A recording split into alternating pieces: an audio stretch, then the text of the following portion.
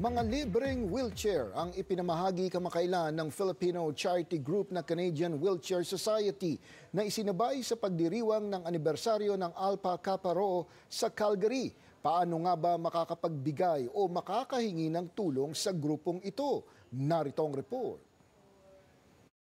Mahigit kalahating dekada na ang grupong Alpha Kappa Rho at ang mga miyembro nito sa Calgary ipinagdiwang ang kanilang ika-52 taong anibersaryo.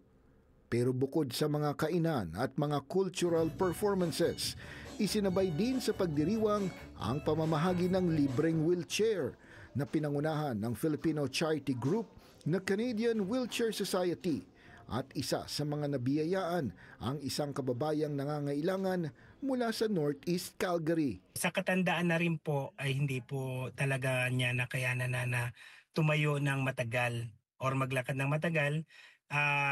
Yun po, nag-connect sa akin yung anak niya na baka po pwedeng mag-request ng wheelchair sa Canadian Wheelchair Society. Pero hindi lang mga kapwa Pilipino ang tinutulungan ng grupo sa pagdiriwang ng Alpha Kappa Rho. Isang Canadian din ang nakakuha ng libreng wheelchair at nalaman daw niya ang tungkol sa Canadian Wheelchair Society mula sa kanyang doktor. Kaya ngayon po talaga dahil sa Omni TV, nakilala rin tayo dahil hindi natin in-expect na pati ang mga Canadian community ay nakikilala na rin ang Alpha Kappa Rho and Canadian Wheelchair Society.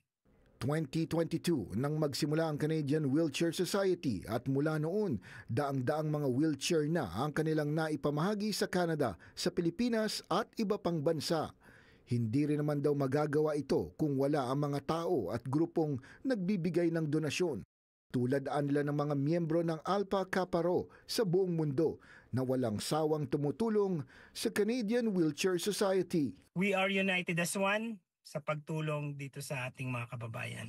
Ngunit aminado ang CWS na marami pang nangangailangan ang naghihintay na makakuha ng libreng wheelchair at hindi nila mapunan ito dahil sa kakulangan ng pondo. Kami po ay taus-pusong nagpapasalamat in advance kung mabibigay po natin yung wheelchair sa kanila as soon as possible. Mahigit 10 pang mga wheelchair ang kailangan ng grupo sa ngayon na ilalaan sa mga individual na lumapit sa kanila. Punta po kayo sa Facebook page ko, Alan Brian Mindros, mag-message po kayo doon. Then gagawin po namin yung makakaya namin para mabigay po namin yung tulong. Maiabot namin yung tulong sa inyo sa aming makakaya po. Sana nila ay may mga magandang kalooban na sumuporta sa kanilang adhikain para patuloy nilang mabuksan ang kanilang pintuan sa mga tunay na nangangailangan dito sa Canada.